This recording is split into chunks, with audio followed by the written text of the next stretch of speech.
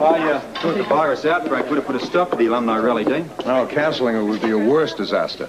I mean, as far as the alumni are concerned, they arrive from all parts of the country. Alumni Week happens only once a year, and the rally is the big kickoff. I'm sorry to let you down with security, but I just don't have the men to spare. I'm sorry, too. We're used to getting an overflow crowd, but with Frisco Jones leading the rally and combining it with his show... Yeah, I get the picture. He's very popular. It's ironic. It's precisely because of Frisco's brother that I don't have the manpower. I mean, they're all tied up at the hospital, as I mentioned. I realize I've been following what's been happening. Which means that your campus security will have to, well, bear the bulk of the load. Well, it's just that I'm afraid that they might be overwhelmed.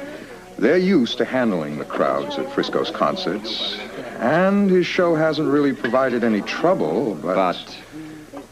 Well, we've got a mixture now. We've got students and alumni, and some of those old-timers can be very boisterous. And you don't want any of the campus security roughing up any of the big contributors? You understand what I mean? Here's what I'll do. I have a lieutenant who specializes in crowd control. Now, I can send him over. He can get together with your head of campus security and show you where to deploy the men. Well, there are not that many.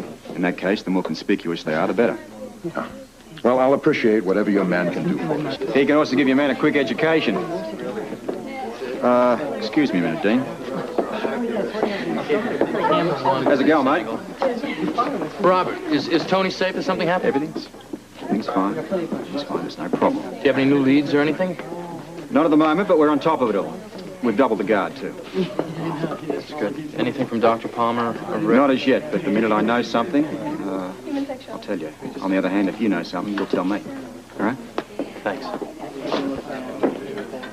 Got a few minutes to talk? Sure. If I'm interrupting. No, I was just waiting on my counsel, but I have an appointment to speak to my major. I'd like to ask you a few questions about Peter.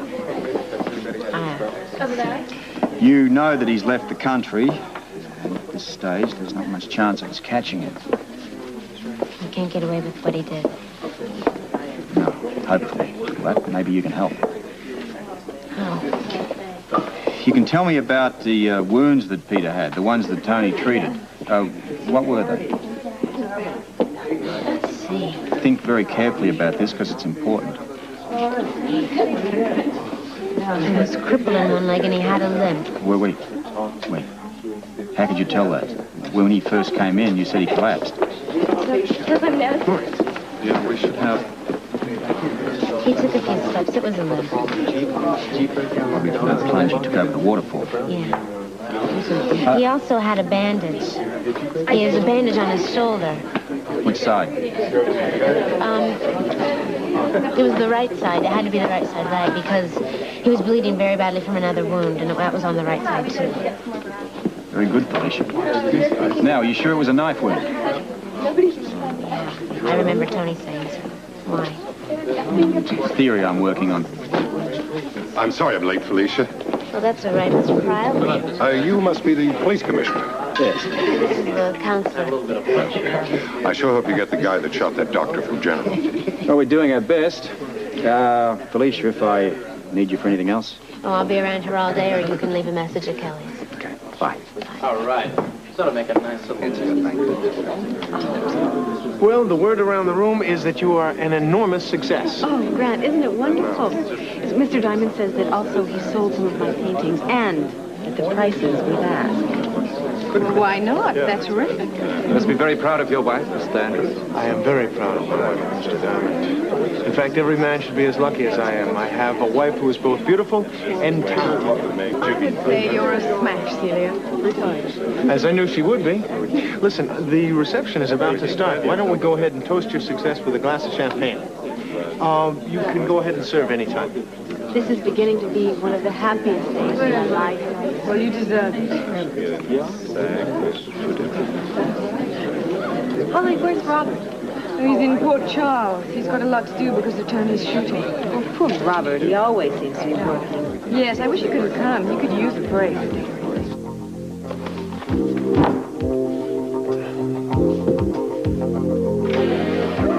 Hi, Robert. Finished through that checking of the hospital security? Yeah, everything seemed okay, and we tightened up that loose grill on the window. Good. That grill disturbs me.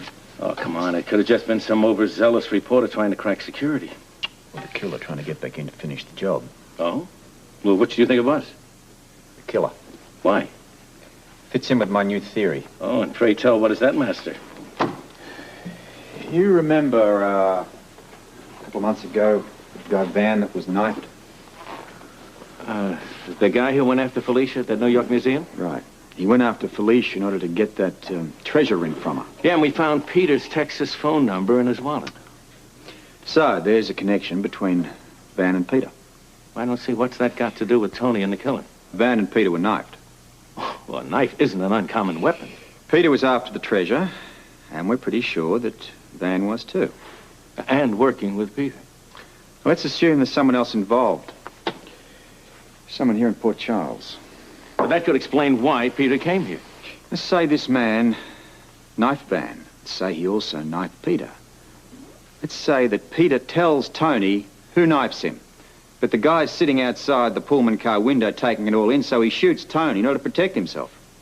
Yeah, and now he has to really get rid of Tony so he won't talk. Right. You know, that's possible, but I think you better talk to Steve Hardy about this.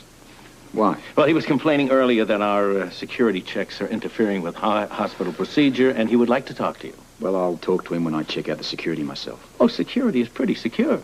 Yeah, well, it's not going to be secure enough. I want to make sure that killer's kept outside. I've got a gut feeling he's on the prowl tonight.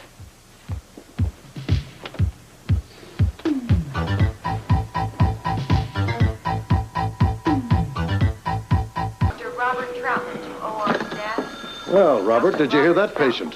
Who didn't? I can't blame them for being angry. People come here because they're sick. They want peace and quiet. And what are they getting?